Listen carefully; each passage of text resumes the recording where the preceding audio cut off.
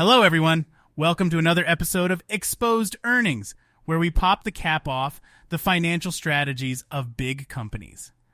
I'm Jackie, your guide to all things bubbly and business. And I'm Kyra, here to sift through the numbers and give you the clear facts. Today, we're diving into Coca-Cola's latest strategic updates. It's been a fizzy quarter for them, hasn't it, Jackie? Absolutely, Kyra.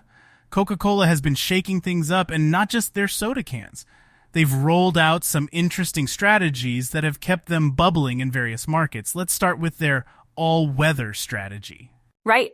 The all-weather strategy is Coca-Cola's way of ensuring they can navigate through any market conditions, be it sunny days or economic storms.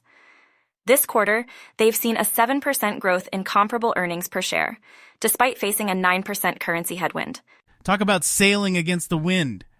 And speaking of navigation, they've been quite the captains in the Asia-Pacific region. Places like Japan, South Korea, and the Philippines have seen continued momentum. Indeed. And let's not forget their strategic moves in China.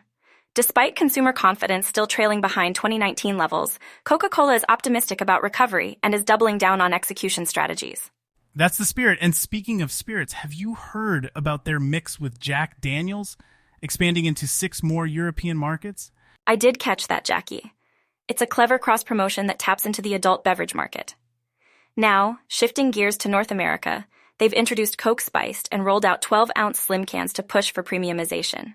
Slim cans for a sleek look, and let's not skim over their dairy performance. Fairlife and Core Power showing strong growth. It seems like Coca-Cola is milking its diverse portfolio for all it's worth. Absolutely, Jackie. Diversification is key in their strategy. Speaking of which, their digital initiatives are quite fascinating. They've implemented digital platforms that reach over 3 million customers in Latin America alone. That's a lot of digital fizz. And for a bit of pop culture, they've launched K-Wave as part of the Coke Creations platform, celebrating K-pop fans with a global collaboration involving 3 K-pop groups. Innovation and cultural engagement seem to be a significant part of their strategy. They're not just selling drinks, they're creating experiences. Exactly, Kyra. And as we wrap up today's episode, it's clear that Coca-Cola is not just about quenching thirst, it's about staying fresh in the minds and markets. From Asia to America, they're keeping their brand as lively and effervescent as ever. Well said, Jackie. For our listeners, whether you're sipping on a Coke or crunching the numbers, keep an eye on how Coca-Cola continues to adapt and pour their strategies into new markets. Thanks for tuning in to Exposed Earnings. We'll keep bringing you the stories behind the numbers. Until next time, keep investing and stay curious. This Earnings Call podcast is generated completely using artificial intelligence and does not constitute financial advice.